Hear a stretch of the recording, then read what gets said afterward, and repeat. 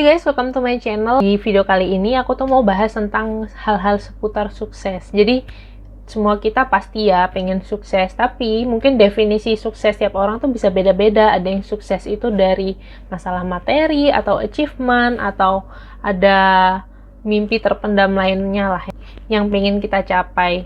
Nah, kalau kita lihat nih, banyak orang sukses ketika di interview, mereka tuh mostly jawab rahasia suksesnya itu adalah kerja keras. Padahal itu enggak, kerja keras itu bukan rahasia, tapi kerja keras itu adalah sesuatu yang harus dilakukan gitu. Kayak kita nggak bisa take out kerja keras itu dari journey kita untuk mencapai sukses. One day, aku tuh nonton YouTube-nya Ali Abdaal. Jadi Ali Abdaal ini adalah seorang dokter, dia tuh juga YouTuber. Di YouTube-nya dia tuh banyak bahas hal-hal seputar produktivitas, terus habis itu tentang time management, jadi hal-hal tentang cara belajar. Nah, menarik banget buku yang aku temukan ini adalah The Unfair Advantage yang ditulis oleh Ash Ali. Di buku ini dibahas kenapa seseorang itu bisa sukses. Jadi kayak faktor-faktor apa aja sih yang bisa bikin seseorang itu menjadi sukses. Yang bikin aku suka banget sama buku ini adalah buku ini tuh nggak sugar coating gitu, nggak yang klise bilang kamu harus hustle, atau ketika kamu punya kemauan kamu bisa sukses. Itu enggak, di sini tuh betul-betul diungkap secara nyata dan realistis kenapa sih orang tuh bisa sukses. Dan dia itu juga bilang kalau misalkan hidup itu memang nggak adil, dan aku juga ngerasa ya memang hidup itu nggak adil. Di satu sisi kita tuh punya strength dan weakness yang beda-beda. Misalkan ada seseorang yang memang datang dari keluarga orang terpandang, orang kaya, terus ada orang yang mungkin untuk sekolah aja itu harus berjuang banget. Jadi memang hidup itu nggak adil dan kita tuh nggak bisa memilih di mana kita dilahirkan. Tapi untuk beberapa dari kita yang merasa kita nggak se-privilege kayak orang lain, di situ kita nggak boleh menyerah gitu aja, karena kita juga masih bisa kok, masih ada harapan untuk kita bisa sukses mencapai mimpi kita. Di sini Ash Ali itu bikin suatu framework yang menarik banget. Jadi nama frameworknya itu ada MILES. MILES ini merupakan singkatan, jadi yang M itu adalah money atau uang, terus yang I-nya itu intelligence and insight atau kepintaran, dan insight itu kayak pandangan gitulah, kayak inspirasi lah. Terus L itu location and luck atau lokasi kita dan keberuntungan. Jadi ya keberuntungan itu juga salah satu faktor. E atau education and expertise, jadi itu tentang pendidikan kita dan skill kita tuh apa sih. S itu adalah status, jadi apakah kamu itu datang dari keluarga bangsawan atau enggak, atau kamu kalangan tertentu. Jadi seperti itu. Kurang lebih ada 5 ini yang bakal kita bahas. Di sini menarik banget, jadi Ash Ali ini menaruh ada foundation atau dasaran dari MILES itu, yaitu mindset. Jadi mindset tuh ada 2 ya, ada satunya growth, satunya fixed mindset. Jadi growth itu adalah orang yang memiliki pikiran untuk mau maju dan bertumbuh. Kalau yang fix itu yang merasa dirinya ya udah segitu-gitu aja, terus nggak mau berubah, nggak mau maju lebih lagi untuk memperbaiki dirinya kayak gitu. Kalau aku pribadi rasa juga mindset itu tuh penting banget, karena no matter what resources you have, ketika kamu ngerasa stuck atau ngerasa udah menyerah, itu sudah berakhir. Nggak ada kemungkinan lagi kamu untuk sukses karena kamu aja udah menyerah gitu. No matter sebanyak uang apa atau privilege connection apa yang kamu punya, tuh nggak peduli ketika mindset kamu itu masih belum berkembang. 4 karakteristik yang harus kamu punya untuk memiliki mindset yang growth atau growth mindset. Itu pertama harus punya visi. Jadi kita udah ngebayangin ke depannya kita tuh mau apa, terus atau problem apa sih yang mau kita solve untuk ke depannya, untuk masa tua kita juga itu kayak gimana. Terus resourcefulness. Jadi di sini tuh dimana kita bisa using resource yang kita punya. Jadi nggak peduli kita tuh punya banyak resource atau terbatas, itu gimana kita memanfaatkan apa yang kita punya di tangan itu. Jadi gimana kreatifnya kita memanfaatkan itu semua. Terus yang ketiga ini ada constant growth and lifelong learning. Jadi orangnya itu harus suka belajar. Kamu tuh harus menerima setiap masalah itu menjadi tantangan. Jadi dari situ kita akan menjadi open minded, terus mau belajar, karena aku pikir juga setiap masa hidup kita tuh pasti kita akan belajar sih. Antara kita belajarnya itu setelah kejadian atau kalau mau belajarnya ya sebelum dan during kejadian itu kalau bisa. Jadi kita lebih preventif gitu daripada kita korektif. Terus yang keempat ini adalah grit sama perseverance. Jadi di sini adalah gimana kegigihan kita dalam menjalankan visi kita tersebut, karena tantangan, masalah itu kan pasti akan datang, tapi di situ butuh kegigihan untuk kita bisa tetap menjalankan mimpi kita tersebut. Oke, jadi setelah kita bahas masalah mindsetnya, kita udah membenahi nih mindset kita. Terus di situ kita bahas yang pertama adalah money atau uang. Banyak ya sekarang itu online guru atau para YouTuber yang ngajarin cara sukses itu mereka bilang kamu nggak butuh uang untuk bisa bisnis, kamu nggak butuh uang, yang penting kemauan. In reality, kita tuh nggak bisa berbisnis tanpa uang gitu loh. Apalagi aku yang udah kerja, terus kayak terjun di bidang itu tuh jadi terbuka, oh iya ya ternyata memang butuh uang gitu loh untuk segala-galanya. Nggak bisa dipungkiri juga, memang uang itu faktor utama untuk kita menjalankan bisnis atau untuk kita hidup. Memang semuanya itu nggak kita nggak boleh terlalu cinta uang, tapi semuanya itu butuh uang, jadi realistis juga gitu. Kalau kita lihat ya beberapa founder startup dunia yang sukses, misalkan si Bill Gates itu ternyata bukan anaknya orang biasa, ternyata dia tuh anaknya orang berada. Dan contoh realnya juga, misalkan ada 2 anak. Yang satu anak yang lahir di keluarga menengah ke bawah, yang satunya di keluarga menengah ke atas. Jadi si anak yang di menengah ke atas dan menengah ke bawah ini pasti akan berbeda privilege yang dia terima dengan uang orang tuanya tersebut. Jadi yang pertama, misalkan si kedua anak ini misalkan sama-sama nggak bisa matematika. Si anak yang menengah ke bawah ini ya sudah, dia cuma bisa belajar dengan buku yang dia punya, sedangkan anak orang tua yang menengah ke atas ini dia tuh bisa manggil guru les atau beli buku yang mahal kayak gitu. Jadi itu menjadi salah satu faktor awal juga sih kenapa uang itu bisa semakin menambah opportunity orang untuk jadi sukses. Tapi ada juga kasus ketika orang yang memiliki banyak uang, dia tuh ngerasa aman di situ dan ngerasa nyaman, terus dia nggak memanfaatkan resource-nya, itu juga banyak sih. Jadi dia ngerasa nyaman, terus ngerasa aman, ada orang tuanya, mereka jadi nggak mau berkembang, nggak mau belajar, kayak gitu. Kemudian yang kedua itu intelligence sama insight. Intelligence and insight ini tuh relate sama IQ bawaan, jadi itu juga kita nggak bisa milih ya. Kayak itu semua berdasarkan genetik, kita tuh apakah kita IQ-nya tinggi atau tidak, karena mau nggak mau IQ itu mempengaruhi banget. Ketika IQ kita tinggi, kita menerima suatu pelajaran itu akan lebih cepat. Kita belajar sesuatu hal yang baru, misalkan belajar bahasa atau belajar apapun tuh akan jadi cepat. Kayak contohnya Elon Musk ya, itu nyata banget.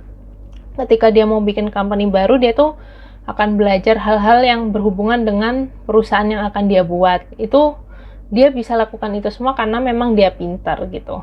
Tapi untuk intelligence sendiri tuh nggak terbatas di IQ ya. Ada juga orang itu yang pintar di masalah emosional, terus dia tuh pintar bergaul sama orang, itu juga termasuk intelligence juga. Kalau insight ini itu unik ya, gimana ya jelasinnya. Jadi kamu tuh banyak mendapatkan pandangan tertentu, misalkan karena suka baca, jadi ngerti tentang ekonomi, ngerti tentang politik, tentang hukum, jadi semakin banyak insight di situ. Setiap ilmu itu sebenarnya berhubungan ya, saling terkait satu sama lain. Jadi semakin banyak insight di situ, kita akan semakin bisa menggunakan itu untuk solving the problem. Jadi dengan cara yang semakin kompleks juga gitu, kita solving the problem. Kayak contohnya sekarang itu dalam orang develop aplikasi itu juga menggunakan ilmu-ilmu psikologi. Jadi ilmu psikologinya ini digunakan untuk bisa grabbing attention-nya user atau mendapatkan perhatiannya user supaya produknya itu disukai sama masyarakat kayak gitu. Jadi memang sekarang itu trennya adalah kita bisa mendapatkan banyak insight untuk solving satu problem yang memang menjadi visi kita kayak gitu. Jadi untuk kita bisa develop intelligence dan insight kita ya, kita tuh harus curious atau harus penasaran akan banyak hal. Jadi misalkan kita lihat suatu benda baru, misalkan di situ kita harus penasaran itu dari apa, terus cara kerjanya gimana sih, cara produksinya gimana. Jadi kita tuh harus membiasakan diri untuk lebih penasaran akan segala sesuatu. Terus yang kedua, kita tuh harus ask more question atau lebih banyak bertanya. Misalkan kita bertemu dengan orang baru, kita harus lebih banyak bertanya supaya kita dapat banyak insight baru gitu. Terutama orang-orang yang beda atau berseberangan bidang sama kita itu akan semakin menarik banget sih. Terus yang ketiga adalah melakukan lebih banyak eksperimen. Jadi kayak saintis ya, di situ mereka pasti melakukan banyak percobaan gitu berkali-kali sampai itu berhasil. Kalau yang aku tahu, Tesla, perusahaannya Elon Musk, di situ mereka juga sampai sekarang masih banyak melakukan eksperimen, dan itu tuh nggak apa-apa. Memang kita tuh mencari mana solusi yang paling baik dan paling bagus, yang paling benar. Ini nggak cuma berlaku di kerjaan, tapi di kehidupan kita juga gitu. Misalkan kita mau building lifestyle, jadi lifestyle mana sih yang cocok, itu nggak apa-apa, kita eksperimen aja, kita cocoknya yang kayak gimana lifestyle-nya. Terus kebiasaan kita yang bagus tuh gimana sih, daily routines-nya, apakah bangun pagi terus tidur cepat, atau sebaliknya kita bangunnya agak siang tapi tidurnya lebih malam. Nah itu kita cari mana yang cocok dengan melakukan eksperimen. Yang nomor 4, kita tuh harus lebih tertarik ke perasaannya orang dan secara emosionalnya. Jadi kita harus lebih peka dan sensitif terhadap apa yang di sekitar kita, terutama orang yang berinteraksi dengan kita. Terus yang kelima, kita harus notice ketika orang mengatakan keluhannya atau ketidaknyamanannya. Di situ kita jadi lebih tahu ya, kayak problemnya apa sih yang dirasakan, terutama untuk orang-orang nih yang mau develop aplikasi tertentu atau mau bikin bisnis. Di situ harus tahu pain points-nya orang tuh apa. Jadi ketika tahu pain points-nya, di situ kita bisa masuk dan solving problemnya mereka di situ kayak gitu.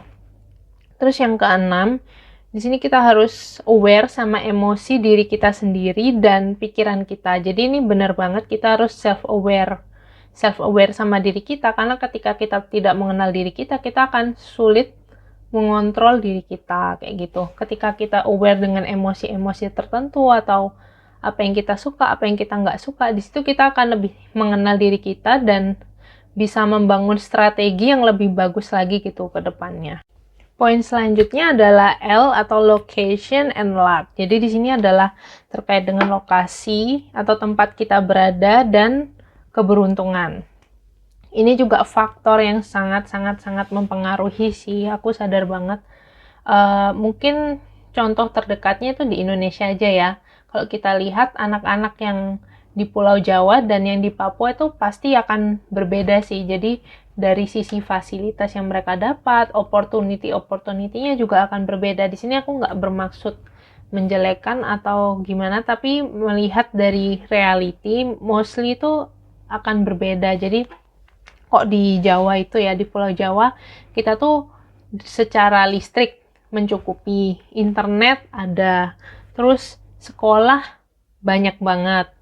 Sedangkan kalau anak-anak yang di Papua, terus di daerah-daerah terpencil, di situ biasanya cuma ada 1-2 sekolah kayak gitu, dan bahkan ketika mereka mau SMP, SMA itu harus ke kota tertentu karena di tempat tinggalnya mereka tuh nggak ada. Belum lagi masalah buku-buku dan sumber daya guru itu akan berbeda. Apalagi kalau kita bandingkan Indonesia sama Amerika, itu lebih kelihatan juga gap-nya ya. Jadi di Amerika pun itu mostly university-nya itu udah yang university top dunia gitu. Itu pasti akan berbeda sih aksesnya dari sisi sumber daya ilmunya, terus kemudian biaya untuk penelitiannya itu beda jauh. Jadi lokasi memang mau nggak mau itu faktor penting untuk kesuksesan. Belum lagi misalkan kita kuliah di tempat yang bagus nih, yang prestis, di situ akan lebih dipercaya orang gitu, dianggap. Jadi stigmanya itu masih ada kalau kamu kuliah di tempat yang bagus itu kamu juga berkualitas. Belum lagi kamu kenal dengan orang-orang yang penting-penting ya, misalkan di kampus itu kayak gitu. Terus masalah luck atau keberuntungan ini juga sangat betul, sangat berpengaruh juga ya. Jadi misalkan ada 2 orang mau launch bisnis yang sama nih, terus tapi mereka timing launch-nya itu berbeda. Nah itu hasilnya juga bisa beda loh. Jadi kayak misalkan orang yang launch aplikasi video call sebelum pandemi dan pas saat pandemi itu mungkin bisa jadi berbeda hasilnya. Jadi ketika dia timingnya pas, terus dia provide solusi dengan problem yang ternyata dibutuhkan dan dicari saat itu akan lebih melejit, pasti hasilnya akan lebih bagus. Begitu juga dengan kita secara pribadi juga pasti ada faktor-faktor keberuntungan ya. Kayak kita nggak bisa pungkiri itu, kita nggak bisa menyombongkan diri juga kalau itu semua karena usaha kita gitu. Aspek selanjutnya yang ada di Miles Framework ini adalah education and expertise. Jadi ini yang relate dengan pendidikan kita apa, terus kita tuh mahir di bidang apa. Itu juga sangat mempengaruhi. Jadi ada beberapa skills yang di masa saat ini, di tahun 2021 ini, itu udah nggak relevan lagi. Apalagi dengan adanya robot yang bisa replace pekerjaan manusia, itu udah nggak relevan. Mungkin kalian ada yang pernah nonton film The Hidden Figures. Jadi The Hidden Figures itu bercerita tentang 3 perempuan kulit hitam yang kerja di NASA.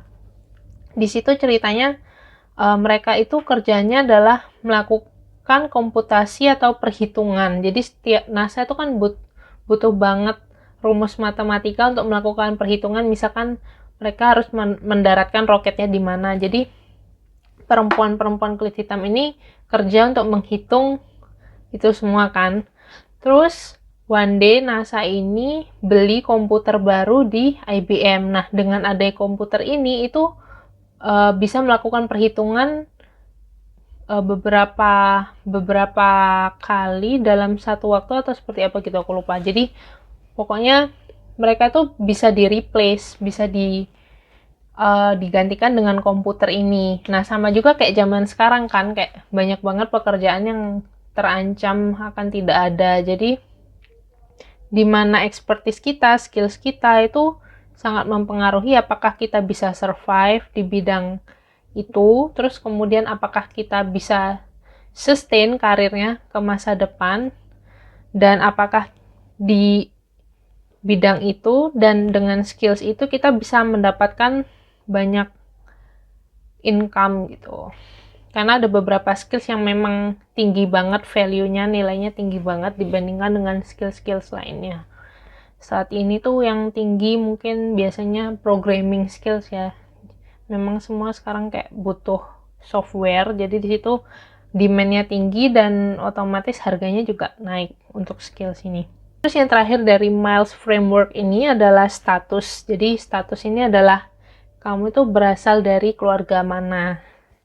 Secara kasarnya kayak gitu. Apakah kita berasal dari keluarga tertentu, keluarga kaya atau keluarga bangsawan misalkan. Karena dengan kita ada di status-status tertentu, di situ relasi kita atau networking kita itu akan berbeda. Contohnya adalah